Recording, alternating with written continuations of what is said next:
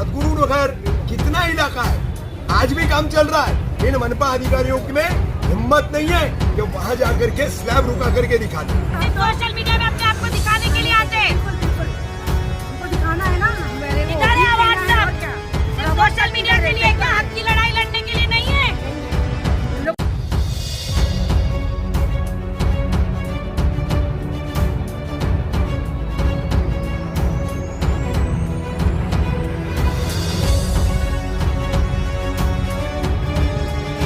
अधिकारों की लड़ाई, आजादी की लड़ाई तो हमारे पुरखों ने लड़ी, कईयों ने कुर्बानी दी, शहादतें दी, बलिदान दिया, त्याग किया। राष्ट्रपिता हमारे बापू महात्मा गांधी जी से लेके कई ऐसे स्वतंत्रता सेनानी, आजादी उन्होंने हमको दिलाई। लेकिन आज वो आजादी हमारे लिए जो है कितनी कठिन हो गई है कि जिसमें हमको अपनी छत का हक, अधिकार मांगने के लिए संघर्ष करना पड़ रहा है। प्रशासन के सामने जो है खड़े रह करके एक भूमिका लेनी पड़ रही है। कानून इंसान बनाता है इंसान की भलाई के लिए, इंसान की बर्बादी के लिए नहीं। यह हाईकोर्ट ने भी सोचना चाहिए और हाईकोर्ट ने ह्यूमैनिटेरियन ग्राउंड रखना चाहिए हमेशा कि ठीक है, आपने एक दो बिल्डिंग तोड़वा दीजिए, हाईकोर्ट का मान सम्मान प्रतिष्ठा कायम रहनी चाहिए। लेकिन आप जो है सिर्फ और सिर्फ एक डेफिनेशन के तौर पर, परिभाषा या व्याख्या जो होती है उसके आधार पर सिर्फ एक पैरामीटर सेट करके धड़ाधड़ एक ही पट्टे में बिल्डिंगें तोड़ने का जो काम चल रहा है, उस पे भी तो ध्यान दीजिए। आप आज तक थाने मनपा ने उनको लिख के दे दिया, 13 जून की एवीकी की पहली कार्रवाई हुई, 16 या 17 जून को उनकी पहली प्रेस नोट आई, 124 अवैध निर्माण हमने तोड़े। अब 2 अगस्त को उनकी नई प्रेस रिलीज आई, 154 अवैध निर्माण हमने तोड़े। भाई तोड़े, जमींदोज का आंकड़ा आप उसमें ढूंढोगे तो वो सिर्फ शील इलाके का मिलेगा, सिर्फ शील। न थाने में कोई बिल्डिंग जमींदोज हुई, न कलवा में हुई, थाने में 6 प्रभाग समिति, न कलवा में हुई, और न इसी दीवा प्रभाग समिति जिस शील विभाग को टारगेट किया जा रहा है ना, उसी से जुड़ा हुआ प्रभाग 27, प्रभाग 28, दीवा ईस्ट, दीवा वेस्ट, उसको लगा हुआ दातीवली रोड, साबे रोड, सदगुरु नगर, कितना इलाका है, आज भी काम चल रहा है। इन मनपा अधिकारियों में हिम्मत नहीं है कि वहां जाकर के स्लैब रुका करके दिखा देंगे।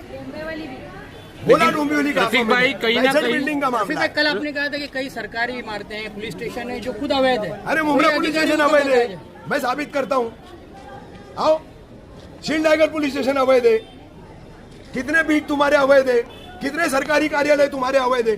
पहले तोड़ो, खुद रूल्स और रेगुलेशन में सरकार चलाओ, एडमिनिस्ट्रेशन चलाओ, और फिर गरीब का मकान तोड़ने। लेकिन रफीक भाई, कहीं ना कहीं आपको नहीं लगता कि कोर्ट जो है वो एक तरफा निकाल दे रही है? इसमें जितने दोषी अधिकारी है उन पर ना तो कोई कार्रवाई है, ना उन पर कोई इंक्वायरी, और सिर्फ गरीबों के घर तोड़े जा रहे हैं। नहीं, देखिए कैसा है, कोर्ट एक तरफा निर्णय नहीं दे रहा है। अब थोड़ा सा आपने एक सवाल किया है ना, तो मैं आपको बता दूं, 12 जून को जो पहला ऑर्डर है हाईकोर्ट की बेंच का, उसके बाद मुमरा कौसा शील में क्या खेला चालू हुआ मालूम है आपको? कुल्हाड़ी पेड़ को काट रही है, लेकिन वो कुल्हाड़ी पेड़ को उस वक्त काट सकती है जब तक उसमें लकड़ी का डंडा नहीं लगेगा। तो कहीं ना कहीं इस पेड़ को काटने वाली कुल्हाड़ी में हमारा ही लकड़ी का डंडा लगा हुआ है, और वही लकड़ी का डंडा जो है उस कुल्हाड़ी को ताकत देकर हमको कटवा रहा है। ये खेल, आप पत्रकार हो मंसूर भाई, तमाम पत्रकार है, सारी बातें आप लोग भी सुन रहे हो, क्या बाजार में चल रहा है, क्या लोगों के बीच में चल रहा है, किस तरीके की बातें हैं, किस तरीके का पूरा मामला है। हमारे ही लोग जो है एक दूसरे के खिलाफ पिटीशन भी कर रहे हैं, एक दूसरे के खिलाफ जो है इंक्वायरी कमीशन में लोगों को भेज रहे, फोटोज निकलवा रहे, भेज रहे। अरे शर्म करो, खुद को मुसलमान बोलने से अच्छा डिक्लेयर करो कि हम मुनाफिक हैं। इधर है, आओ ना हक की लड़ाई लड़ने के लिए, या सिर्फ सोशल मीडिया में अपने आप को दिखाने के लिए आते हैं। बिल्कुल, उनको दिखाना है ना। इधर है व्हाट्सएप, सिर्फ सोशल मीडिया के लिए, क्या हक की लड़ाई लड़ने के लिए नहीं है। लोग बस लाइक लेना है और सिर्फ वोट के लिए आते हैं, सोशल मीडिया के लाइक्स के लिए आते हैं, हक की लड़ाई के लिए नहीं आ रहे। और बिना कैमरे के नहीं आएंगे, जब कैमरा होगा वहीं आएंगे, और किसी की मुसीबत में नहीं आएंगे। ये तो है, देखा हुआ है, होना चाहिए ना। आ जाएंगे, वोट दो। इलेक्शन भी आ रहा है, क्या अगर यहाँ पर कोई नेता आता है वोट मांगने के लिए तो आप किस तरह का प्रदर्शन करेंगे? नहीं देंगे वोट, नहीं देंगे वोट। देगा, देंगे ही नहीं। पूरा बोले ना देखोगा, वाले जो हकदार है उसी को वोट जाएगा, बिल्कुल जो हमारा साथ देगा वोट भी उसी को मिलेगा। और नहीं तो नहीं देंगे, हम घर में बैठेंगे, हम निकलेंगे नहीं। कोर्टाच्या पुढे कोणीच म्हणजे हे करू शकत नाही, परंतु कोर्टाने ज्या अधिकारी जे संबंधित होते बिल्डिंग बनवताना त्यांनी पैसे घेतले 7-7 माळ्याच्या बिल्डिंगी काही सामान्य व्यक्तीचं बनवायचं काम आहे का? त्याला महापालिकेच्या अधिकाऱ्यांचा, त्याच्यानंतर अनेक अधिकारी आहेत, त्याच्यामध्ये मग पोलीस प्रशासन आहे, महापालिका अधिकारी आहेत, टोरंटवाले आहेत, म्हणजे टोरेंटसाठी तर हे पण काढलेलं की टोरेंट पॉवर लाईट सप्लाय नाही करणार अनधिकृत इमारतीला, तरी देखील आता पाहिलं कोर्टाचा तर देखील आदेश तशाच प्रकारे आहे की यांनी पाणी, लाईट ही प्रकारचं अनधिकृत बिल्डिंग असेल तर देऊ नये, अशा पद्धतीचा आदेश असल्याच्या नंतर देखील ही टोरंटनी यांना मीटर दिले, महापालिकेनं यांना पाणी दिलं, महापालिकेनं यांच्या घरांचे टॅक्स लावले, महापालिकेनं दरोडा टाकण्याचा म्हणजे आज प्रशासनानं ज्या महापालिकेनं जी मोठी फसवणूक आमच्या सामान्य लोकांसोबत केली, आज लोकांनी 25-30 लाख रुपये देऊन घर घेतले, मग त्या लोकांची गलती काय? जर महापालिकेनं बिल्डिंग बनवली नसती तर त्या लोकांनी घर घेतले नसते. आज महापालिकेनं बिल्डिंग बनली, त्यांना काय माहित? आज कुणाला कळत नाही अनलिगली आहे लिगली आहे, मग त्या ठिकाणी बिल्डिंग लिगली नाही अनलिगली आहे, मग महापालिकेने बनू कशी दिली? पहिला प्रश्न माझा तोच आहे, महापालिकेने बनू कशी दिली? त्यांच्यावर सर्वांवर जेवढे अधिकारी संबंधित त्यावेळेला होते सर्वांवर गुन्हे दाखल करावे, तात्काळ त्यांना निलंबित करावं. आणि मनीष जोशीवर ईडीची चौकशी बसवावी, ईडीची चौकशी बसून संबंधित त्यांच्या जो सोबत त्यांचे नातेवाईक असतील त्यांच्यासोबत जे अधिकारी आहेत त्यांना तात्काळ निलंबित करावं. मनीष जोशीची चौकशी निलंबित करून त्यांची चौकशी बसवावी, ईडीची चौकशी लावावी. आमची ही सर्व जनतेची मागणी आहे की त्यांनी ह्या ठिकाणी काही लोकांकडनं म्हणजे बिल्डिंगवाल्याकडनं बिल्डरांकडनं काही लाख रुपये त्यांनी वसूल केलेत आणि त्या बिल्डरांना फसू परत त्या बिल्डिंगवर कारवाई केली. फिर क्यों कार्रवाई कर रहे हैं? मतलब या कार्रवाई कर रहे तो घर दो ना इनका. मतलब आप पार्टी में है लेकिन अध्यक्ष के खिलाफ है? भाई अगर ये पीआई अध्यक्ष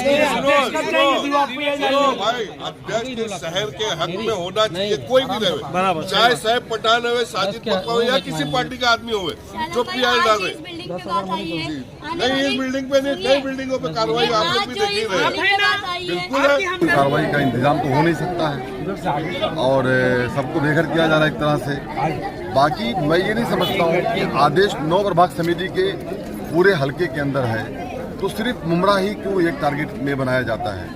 इन चीज़ों को लेकर के मेरा ये कहना है कि थोड़ा इस पर विचार करने की ज़रूरत है आयुक्त साहब को, और ये जो लोग हैं इनके साथ में न्याय देने की ज़रूरत है. जिस हालात में हमारी माएँ बहनें बच्चे यहाँ खड़े हैं उस हालात को देखते हुए कहीं ना कहीं हम लोग को भी ये एहसास होता है कि राजनीति बाद में सबसे पहले इंसानियत है. इंसानियत के तगाजे के हिसाब से जिस तरीके से मैं देख रहा हूँ रफीक कामदार साहब को, बेचारे रात से मुझे बताया मॉर्निंग में कि वो सो नहीं सके. आप तमाम पत्रकार भाई लोग उनके साथ में घर ही नहीं जा पाए, घर ही नहीं गए. तो एक कौम का जज्बा, एक दर्द एक है उनके अंदर जो पर यही जज्बा नेताओं में क्यों नहीं दिखाई दे रहा है? नेताओं कुछ लोग हैं आपसे बात करना चाहते हैं. देखिए, आप अगर नेताओं की बात करेंगे तो हम लोग खड़े ना यहाँ पे कुछ वक्त में यहाँ की जनता आपका नाम जो है एक आंदोलनकारी नेताओं में अब लिया जाता है शहर में कि कुछ भी होता है तो शमीम भाई रोड पे उतर जाते हैं, चाहे जो मामला हो पब्लिक का या कुछ भी. तो आप जो है इतना धीरे बोल रहे हैं तो इसको क्या समझा जाए? नहीं धीरे मतलब क्या आप और मैं चिल्ला के नहीं मतलब अरे इस तरीके से अगर बेबाकी कार्रवाई हुई तो अगला एक्शन क्या रहेगा आपकी पार्टी की तरफ मैं से? बेबाकी से बात कर रहा हूँ जी. और मैं कमिश्नर साहब से ये उम्मीद करता हूँ और ये अपील करता हूँ कि जिस तरीके